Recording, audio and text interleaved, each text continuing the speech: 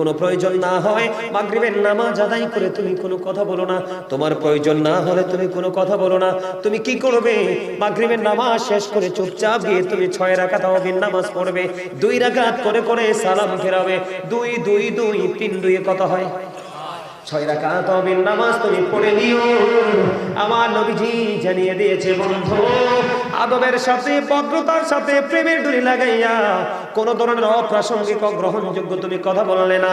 আমার নবীজি বলে দিয়েছে, একদিন যদি 6 রাকাত তাওয়াবির নামাজ পড়তে পারো, আল্লাহ রাব্বুল আলামিন তোমার আমলনামায় 12 বছরের নফল ইবাদতের সওয়াব দেয়া হবে।